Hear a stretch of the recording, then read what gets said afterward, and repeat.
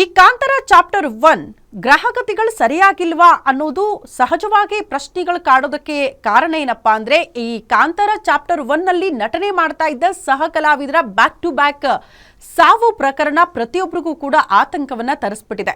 ಯಾಕಂದ್ರೆ ಒಂದ್ ಕಡೆ ರಾಕೇಶ್ ಪೂಜಾರಿ ಆಯ್ತು, ಅದಕ್ಕೂ ಮುನ್ನ ಮತ್ತೊಬ್ರು ಮೃತಪಟ್ಟಿದ್ರು. ಅದಾದ ಬಳಿಕ ಈಗ ವಿಜಯ್ ಅನ್ನುವಂತ ಸಹ ಕಲಾವಿದ ಕೂಡ ಹೃದಯಾಘಾತದಿಂದ ಮೃತಪಟ್ಟಿದ್ದಾರೆ. ಇದರಿಂದ ಅನೇಕ ಪ್ರಶ್ನೆಗಳು ಕೂಡ ಕಾಡ್ತಾ ಇದೆ. ಈ ಕುರಿತ ಒಂದು ವರದಿ ಇಲ್ಲಿದೆ ನೋಡಿ.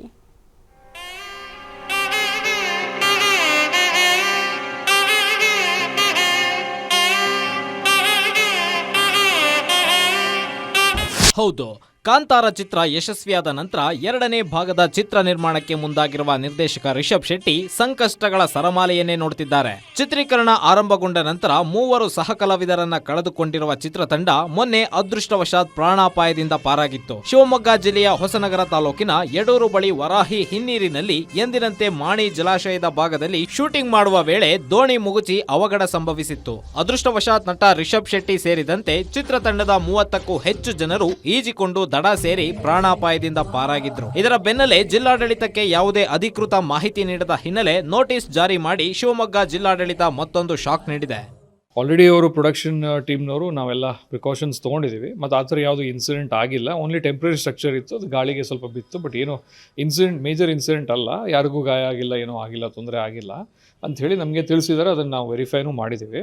ಅವ್ರು ಏನು ಸೇಫ್ಟಿ ಪ್ರಿಕಾಷನ್ಸ್ ತೊಗೊಂಡಿದ್ದಾರೆ ಮತ್ತು ಕನ್ಸರ್ನ್ ಅವರಿಂದ ಪರ್ಮಿಷನ್ಸ್ ಎಲ್ಲ ಏನು ತೊಗೊಂಡಿದ್ದಾರೆ ಅದ್ರ ಬಗ್ಗೆ ಇವತ್ತು ಚೆಕ್ ಮಾಡೋಕ್ಕೆ ನಮಗೆ ಒಂದು ನೋಟಿಸ್ ಥರ ನಾನು ಕೊಡ್ತಾ ಇದ್ದೀವಿ. ನಮ್ಮ ತಹಸೀಲ್ದಾರ್ ಹೊಸನಗರ ಅವರು ಕೊಡ್ತಾ ಇದ್ದಾರೆ.